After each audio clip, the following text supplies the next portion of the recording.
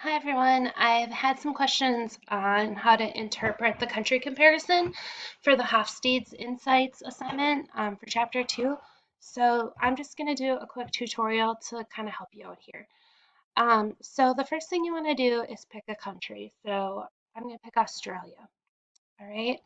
So you can do Australia. Now you can compute it.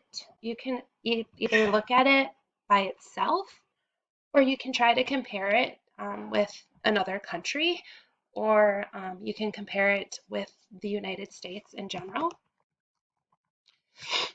Um, this might be the easiest way to do it. So you can put two countries, you can put three countries in if you want. All right. So this shows you how similar or dissimilar a country is in terms of the dimensions and Hofstede. So power distance really looks at how people are are how equal or unequal they are. So it's really the extent to which the less powerful members of institutions and organizations expect and accept that power is distributed equally. So when the number is low, power is distributed pretty equally. So you would expect that while, yes, you would have respect for elders or people in authority positions, you all would still be pretty much seen as equals. We're in a country where you had a higher number, like 80, 90, you would have a much greater power distance and you would not be seen as equals. Individualism is the extent to which we think of ourselves versus the whole. A high number means that you're a more individualistic society. A low number means that you're looking at what's best for society as a whole versus what's best for myself. Masculinity versus femininity. A high masculine score indicates that society will be driven by competition, achievement, and success. A low or a feminine score on this dimension means that the dominant values in society are caring and quality of life. Uncertainty avoidance is really to what extent do members of a culture feel threatened by unknown situations or situations that maybe don't have a clear answer, and then how likely are they to try to avoid these situations. So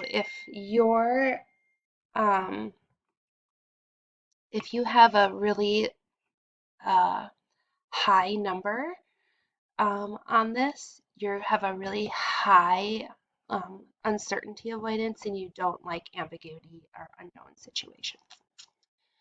Long-term orientation is how every society looks at dealing with the present and the future.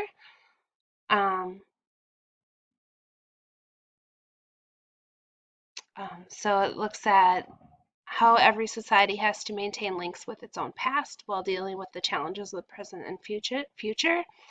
So normative societies, which score low, prefer to maintain time-honored tradition and norms while viewing societal change with suspicion. And those with high scores take a more practical approach and they encourage modernization.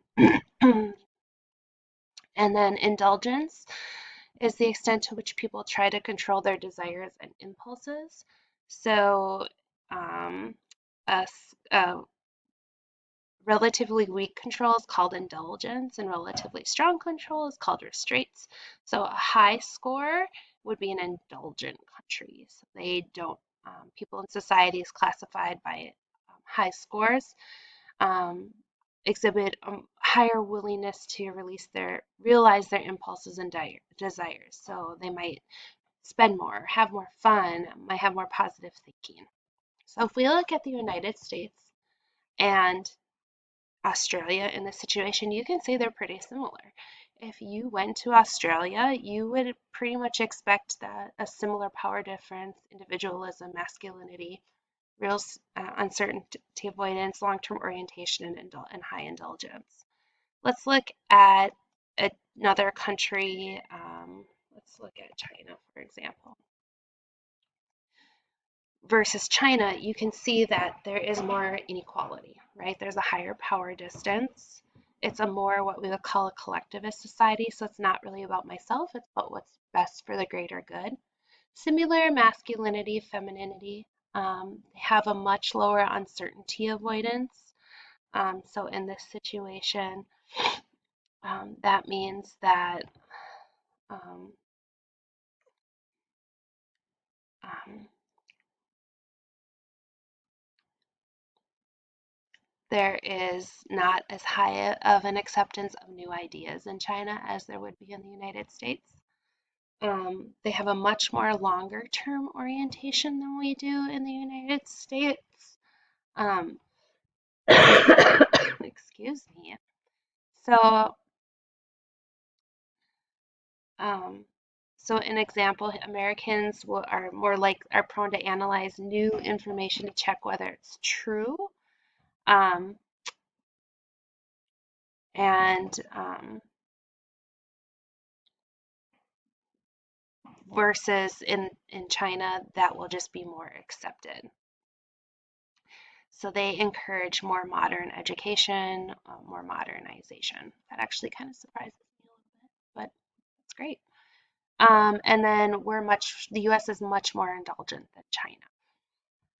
So China's going to be more thrifty, more savvy. We're going to be more indulgent of buying things we want or impulsive. So you can look at, I actually do like the comparison, but it's completely up to you if you want to just look at it singularly and analyze it, or if you want to analyze it together. But basically, for the assignment, you're just going to pick your country, like Albania, and you're going to say, okay, in the what I'm used to and is this, and this is what it's like there, so this is how it might be different. Or you can see here they're pretty similar, so it would be masculinity would be similar, which would mean dot dot dot. So just write like, a short paragraph about each and how they're similar or how they're different. Okay? If you have any questions, let me know. Thanks.